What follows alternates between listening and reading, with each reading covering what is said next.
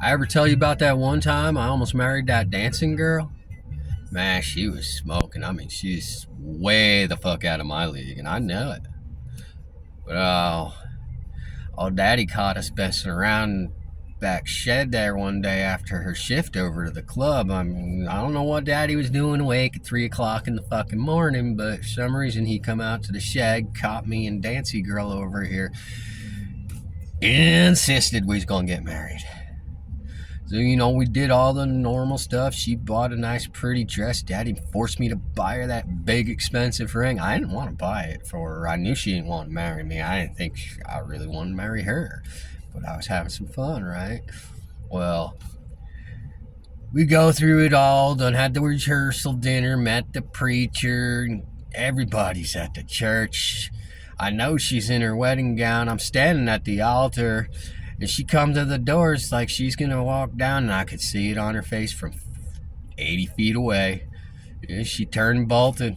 And I was like, well, I kind of might have just dodged a bullet there, Daddy. But Daddy was like, no, son, you don't embarrass this family. This is the Justice family. Well, we commenced chasing her down because Daddy insisted. So, he throwed me in the car, forced me along with him. And, she jumped in this little black sports car with some fucking mustachioed motherfucker, wearing this funky hat. And they just took off like a bat out of hell. That little fucking car could go. I mean, like a sumbitch. When I say that car could fly, I don't mean like drive fast. I mean literally, this motherfucker jumped that thing like super far. Everybody, we at one point, we was a bunch of cops behind him, and they just in the ditch.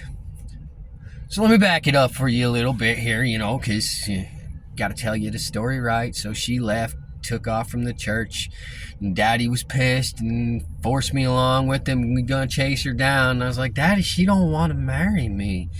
And he said, that don't matter, son. She just got cold feet. We're gonna get her. I put money into this, and you don't embarrass me.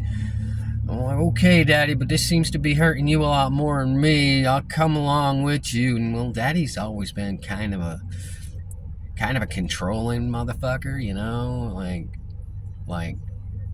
like walk in the house and say, bitch, why ain't my dinner on the table if Mama ain't cooked yet? And he get home early, expect dinner to be ready. Well, she only planned it for fucking 6:30, not fucking 5 o'clock. Anyway, back away from Daddy's abusive nature.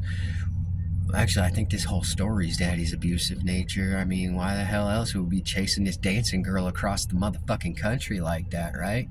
So she hopped in that little black sports car with that guy, and they took off like a bat out of hell, and Daddy turned on the sirens, and we're fucking flying down the highway chasing after this motherfucker. And man, the truck drivers just were not fucking nice to Daddy that day.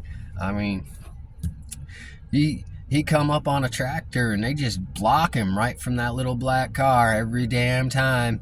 And a couple times we got run off the road. And this was one time, dude, we come down through the ditch and fucking right up under the trailer, ripped the roof off the car. Me and Daddy ducked. I damn near got my head took off, but we survived. And the fucking door got ripped off when he's trying to pull the guy over, talk to him or something, but, along come a tractor, fucking ripped that door right off the motherfucker. I told him, Daddy, we ought to head home. We's out of your jurisdiction. But no, we kept pushing through states, and some of them officers in them other states, man, they didn't really like having us there the way we were. I mean, Daddy just kind of roll in and insisting that they listen to him and do what he says. And some of those motherfuckers were dumb enough to do it, It's like, oh, okay. I mean, you're just gonna roll up out of your own jurisdiction, boss everybody the fuck around all the way to hell and back. If they're gonna listen, I guess it's the way it's gonna be, right? So we chased these motherfucker for like, I don't know, 2 days, maybe 3, but there's this one fucking tractor, man. Some crazy ass painting on the side of it. Daddy said it meant he was what do you call him, a hooligan or somebody with a total and complete lack of respect for the law.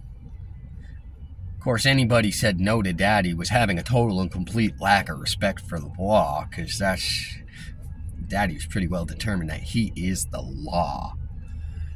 So that one tractor that just kept popping up everywhere we was following this motherfucker, man, it didn't seem to be nothing but a thing. But then at one point, that sumbitch cut us right off, sent us off the highway. And Daddy was not having it. He was pretty pissed. And we finally caught up to these motherfuckers because he could see that trailer down in that fucking rodeo place, right? So we getting down into that rodeo, and Daddy on the CB trying to talk to this motherfucker all the way through. And finally, he come over to CB, says, "Hey, man, you see us? We're right here. Me and my boy, we're standing right here in front of you. Why don't you come down here and fuck with us now, motherfucker?" And Daddy's about to do it. He's ready to head after that motherfucker, and all of a sudden, he come right back over to radios. "Hey, man, I can't lie to you. He's in a red convertible with my chick." Well, I can't really call her my chick. I mean, she was a stripper. I had fun with her for a couple of nights. Daddy tried to make me marry her.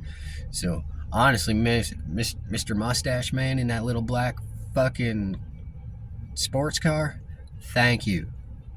Thank you for getting that bitch the fuck out of my life. Because god damn was I spending money I didn't have. Not only that big fucking ring, but you know what it takes to keep them dancing girls happy. I mean, she always got to have some kind of a go-go powder or a fucking bottle of vodka, something. You can't have a fucking free day with a woman like her. Every day gonna cost you money. You be sitting at home thinking, I ain't gonna spend a dime today. Next thing you know, you're buying cigarettes, you're buying vodka, you're buying that white powdery stuff. Them dancing girls, dude, stay the fuck away from them. And don't try to marry one. Fuck. Again, man, Mr. I think Daddy called you what, the bandit? Yeah, Mr. Bandit. Thank you. Enjoy her.